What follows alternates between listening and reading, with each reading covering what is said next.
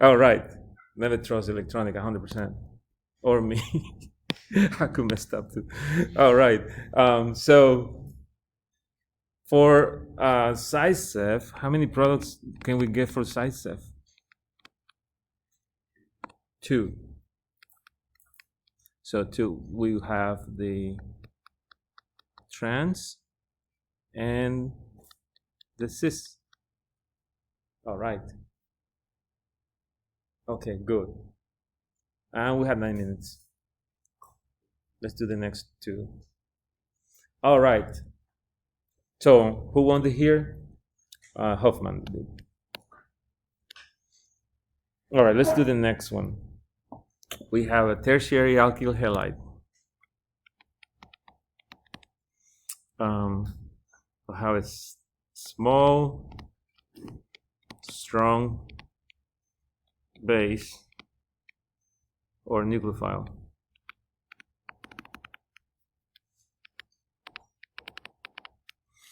And we have a polar protic solvent. And so what are our chances? So option number 1 is to grab this H for the base, make a double bond there and kick that one out. What would that make? The Hoffman or the SciSef? The Hoffman, very good. How about this one? This other opportunity here would be for this one to leave. Let's grab that one. Go like this, grab, push. We'll make the SciSef. So that can only be one product. Notice that if you pull this H, is the same outcome. And we'll make that. So this is your SciSef. And here's your Hoffman. All right, who wins this battle? SciSef. Oh, motherland again. Russia. One more for Russia.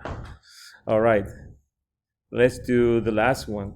All right. Again, we have a secondary alkyl halide here. Bulky base. Already wrote it down.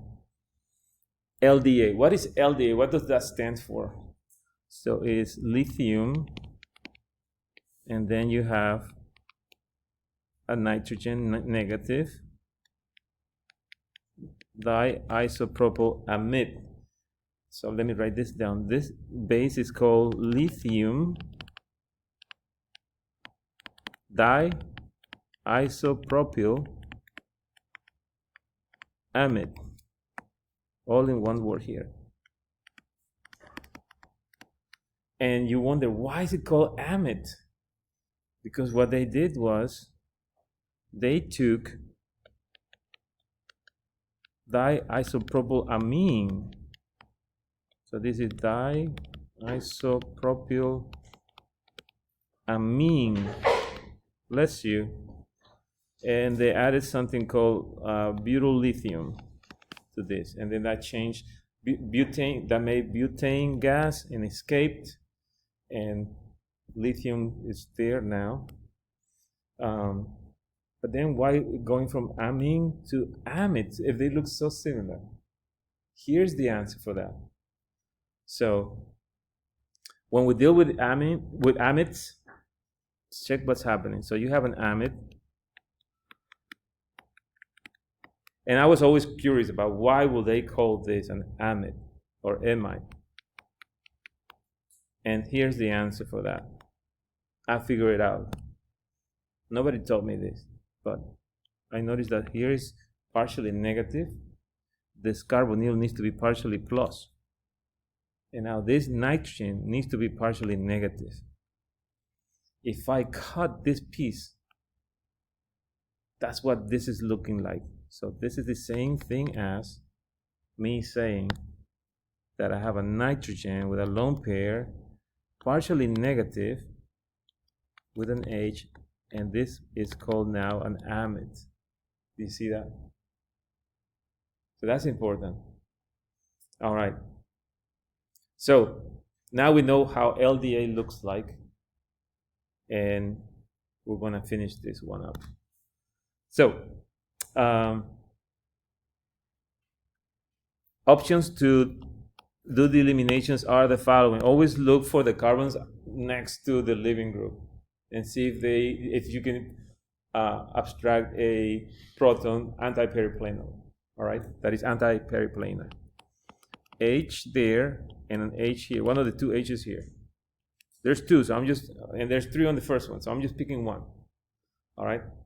So if I grab this H and kick this one off, what does that make? The Zaitsev or the Hoffman?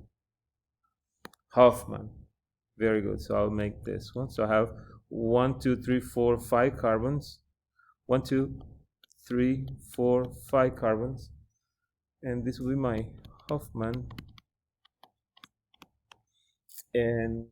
Or if I go and grab this guy, I can make a double bond there. So the moment that you're writing the first one of this, okay, I say I'm gonna do 1, 2, 3, 4, 5, and I put a double bond there. You notice that you can also make this is the E, right? You can make the Z. So I'm gonna make room for both. So this is your E, and then you have your, let me see. Yeah. Hold on. Let me make it a little better, like that. So this will be your Z alkene. So this is your Zaitsevs. Zaitsev had twins there. So which one wins? Hoffman, the fatherland, wins. But they still lost the Battle of Stalingrad in the end. All right, that's pretty much it. We got 2 minutes to spare, unless there's a question. Anybody wants to ask the question? Someone in the online audience wants to ask the question. All right, if not, I will see you guys on Wednesday.